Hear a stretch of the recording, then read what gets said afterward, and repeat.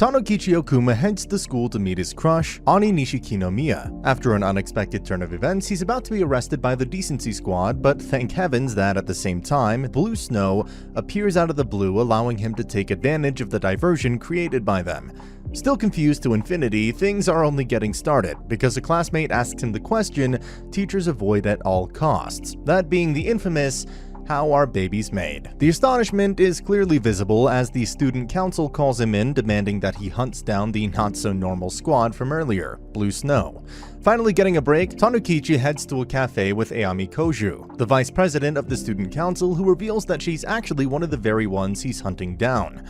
Threatened, Tanukichi gives in to the situation and carries out his first task, that being the spread of perverted leaflets around the gym, in addition to beguiling the teachers into going outside while the vice president plays a video of flies mating in full swing while adding her own voices to the performance. Under Blue Snow's wing, the boy pulls off the best Blue Snow disguise and starts drawing an asterisk sign on the track. There are always consequences, and this time the culprit, Tanukichi himself, is struggling when it comes to dealing with the feelings and emotions brought forth by this act.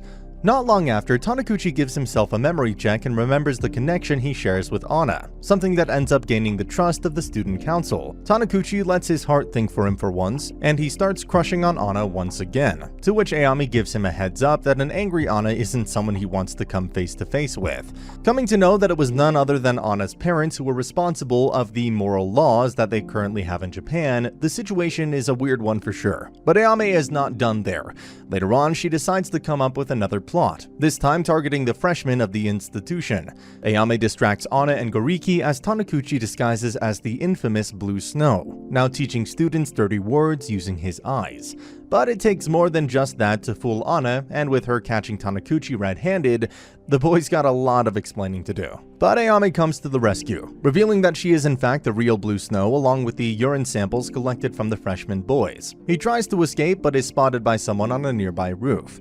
Things get crazier when, during the award ceremony, Otome Satome rips up her certificate in the most dramatic manner possible. Soon, Tanukichi is dragged into Otome's life, who threatens him to reveal his Blue Snow secret if he doesn't help her with a romantic issue she's facing. Tanukichi takes the girl out to dinner, only to find out that the girl has a huge crush on Anna.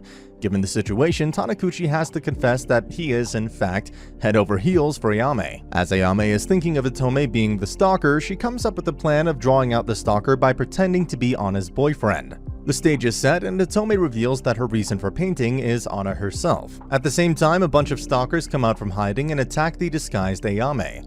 Tanukichi tries his best to play hero, but doesn't last long as he's knocked out, inadvertently kissing Anna being the catalyst.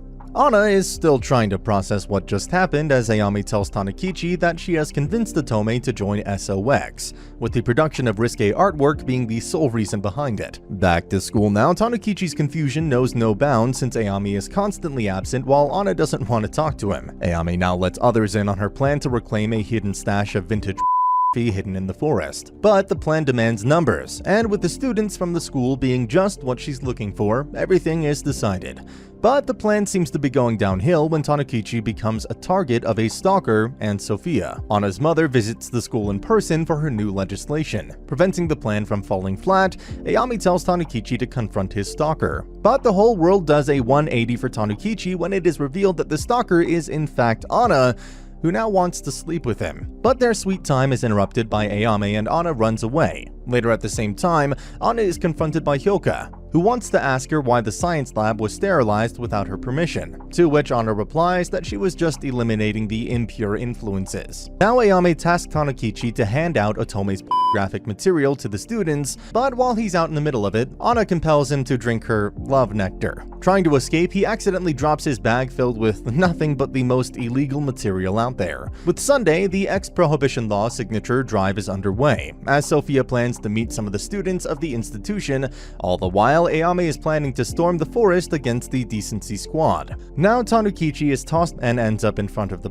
stash in a cave that just screams that's in there. But soon he hears the news of Ayami being strangled by Anna, so he leaves everything and rushes to the scene. Now, Tanukichi has another task on his hands. That's to get Hyoka to develop vibrators. But as he's on his way to collect one, Hyoka is there to put his weapon to the test, to aid her research. The two get into a heated argument and Anna shows up all of a sudden.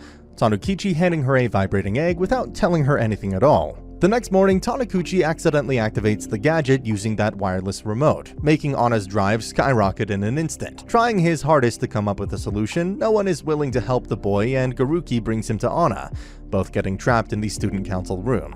At this point, Tanukichi comes to know that Ana converted the vibrator into a pendant and is unable to reach it. Eventually, the vibrator short-circuits, and Ana is put to sleep while Tanukichi escapes from the scene. Later on, Ana overhears Otome making dirty remarks about Tanukichi. Now, Sox forms alliances with other erotic terrorist groups throughout the country. During the student council meeting, it's discovered that someone has been stealing underwear throughout the city. As he and Ayami are watching over the girls' changing room to find the culprit, Ana drops by and Tanukichi is in a world of hurt once again. Later on, he reunites with Ayami again, confiscating her yaoi book featuring characters rather similar to himself and Garuki. Soon, Garuki rounds up multiple underwear thieves around the institution, as a terrorist calling himself White Peak of the Gathered Fabric spreads his message across the school. Ayame is all determined to take down White Peak, and at the same night, Tanukichi assists a little girl in escaping from the clutches of the Decency Squad along with Hyoka. Instead of offering her gratitude, the girl starts attacking her savior, Tanukichi. This girl, Kosuri Onagashira, is a strange character. Ayame isn't ready to trust her just yet, given she's the daughter of Kaisuke, a known Ero terrorist. But Kosuke wins at the end and she's able to join Sox. Back at school, Oboro Tsukimigasu has been sent by Ana's father to become the new school prefect.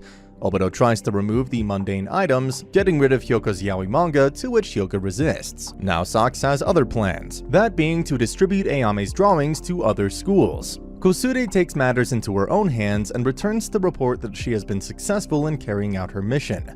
She lets her newfound success get to her head, now treating Tanukichi as nothing but a mere slave. Tanukichi can't let the secret out about Kosuri, so he doesn't act out of the ordinary, while at the same time, the news about Sox's actions being interrupted spreads like wildfire. Ayame comes up with the perfect plan, and first uses her blue snow links to spread more material across the school, while Tanukichi puts his boxers to the test, trying to get the attention of the Gathered Fabric. Ana and Oboro come through the door, and Ana again puts her hands on Tanukichi. The same plan is put to the test later on, and this time Tanukichi manages to knock out several Gathered Fabric members. Soon after, Tanukichi accidentally steps on the crotch of someone. That someone turns out to be Oboro, and it turns out that she's actually a trap. To add fuel to the fire, Oboro tells that she's been trained to serve Ana and her father. Then the fire alarm goes off, and back at Sox's hideout, Kosuri takes the responsibility, to which Ayame rebukes her for the way things ended up as. Everyone's in the middle of thinking what Sox's next move would be, as a pair of panties arrive with a message written on them to meet at the park nearby. White Peak appears there, and as the negotiations are underway, Ayame puts her tricks to play. The next morning, Tanukichi takes the bus to the school, and while talking to Ayame, the bus is hijacked. But Hyoka, Ana, Oboro, and Otome are safe, being in different buses. At the same time, White Peak declares war and announces the organization's affiliation with Sox. Ana is able to get the better of the jacker himself. Goriki's bus has a totally different tale to tell, since with Goriki managing to make everyone vomit their guts out, things turn out to be quite disgusting to say the very least. Ayame makes Kosuri lure out her bus, and despite Tanukichi using the musk panties, White Peak seemed to come out on top in the clash between the two. This is where the plot twist is revealed as Kosuri kicks out Ayame, declaring the affiliation with the Gathered Fabric. Being the man in front of that gun, Tanukichi has no choice but to abandon the bus. The hostages are taken to White Peak by the Zoshigaoka Academy, while Tanukichi is confronted by Hyoka. Gathered Fabric comes up with the old school ransom schemes. Kosuri is the one plotting Gathered Fabric on the map, while White Peak has other ideas in mind. Now, White Peak is confronted by Ayame, Tanukichi, Ana, Goriki, and Oboro. Ana and Ayame put an end to White Peak as the students are evacuating the campus at the same time. Sox gets Kosuri back, Ayame is accepted as the leader once again. With an invitation to a hot spring resort now, the characters know what's going to happen soon. Tanukichi's memory starts feeding him more information, this time making him vision an artifact passed down by his father. Not long after, the squad discovers an unconscious Sophia. Just about to take matters into their own hands, Base Black is there at the scene, declaring the organization to be the one behind this gathering. The interest in Tanukichi's artifact from earlier is all but clear. Gariki's tricks won't work, and with Tanukichi having more than enough window to retrieve the artifact, he doesn't miss the opportunity. The tram collapses as Anna catches up to Tanukichi and Ayame, followed by the duo reaching an old mansion where the artifact is a perfect fit. Kosude and Otome reach the site soon, and the artifact opens up a vault containing a treasure of the most exquisite erotic statues one could think of. And that's the end of the video. As always, if you liked what you saw, subscribe to the channel. I'll be uploading a lot of videos just like this, so I'll see you at the next one.